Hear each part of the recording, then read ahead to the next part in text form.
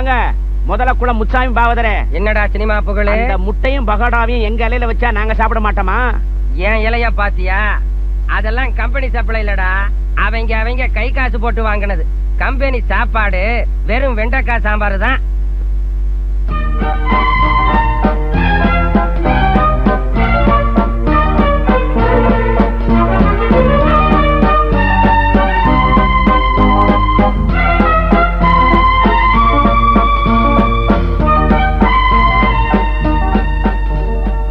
என்னங்க ராஜபாத்துக்கு மட்டும் ஸ்பெஷல் சாப்பாடா? அவருக்கும் வெண்டைக்காய் சாம்பார் தான்டா. இந்த சொத்த வெண்டைக்காய் சாம்பாரியா இப்படி சப்பு குட்டி சாப்பிடறாரு? அடே சினிமா புகழ் சின்னச்சாமி முதலாளி, நீ மந்திரி வேஷத்தை கலைச்சதும் மறுபடியும் வெறும் சின்னச்சாமியா மாறிடுற. இந்த மாதிரி சில்லறை தகராறெல்லாம் பண்ணிக்கிட்டு இருக்கிற. அவர் அப்படி இல்ல, வேஷத்தை கலைச்சாலும் தன்னை ராஜாவாவே நினைச்சுக்கிட்டு இருக்காரு. ராஜ போஜனா.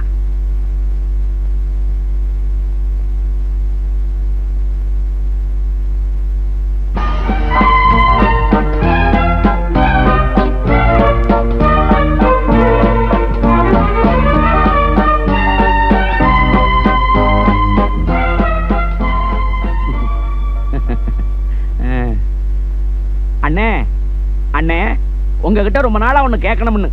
இந்த பழைய மெட்டையிலையும் பிஞ்ச தலானிலையும் அம்சத்தூளிகா மஞ்சத்தோட சுகத்தை அனுபவிக்கிற மாதிரி தெரியுதே, அது எப்படி என்ன முடியுது? நான் ராஜா, மகாராஜா. வேஷம் போட்டாதானே? வேஷம் போடாத போதும் அப்படி நடந்துக்கிறீங்களே, அது எப்படி என்ன? சின்ன போலீஸ்கார இருக்கானே, அவன் உடுப்பு போடாதப்போ போலீஸ்கார மாதிரியே தான் நடந்துக்குவான். அதே மாதிரி நான் ராஜா வேஷம் போடுறவன் வேஷம் போடாதப்போ ராஜா மாதிரியே நடந்துக்கிறேன். என் வேஷம் என்ன பாதிச்சிருக்கு. அது சரிங்க, நீங்க ராஜா வேஷம் போடும் போதெல்லாம் நானும் தான் மந்திரி வேஷம் போடுறேன். எனக்கு அந்த மதியுகம் இல்லையே. வராது. நான் ராஜா வேஷம் போடுறப்போ அந்த வேஷத்தோடயே கலந்துடுறேன். அதனால ராஜாவாவே மாறிடுறேன். நீ கூலிக்கு மாறிடுற.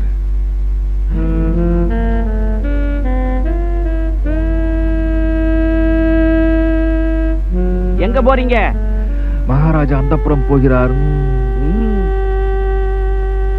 நல்ல வேளை ராஜபாத் போட்டீங்க, பொழைச்சீங்க. கள்ளபாத் போட்டிருந்தீங்க, எங்கேயாவது கொள்ளடிச்சிட்டு இந்நேரம் உள்ள இருந்திருப்பீங்க.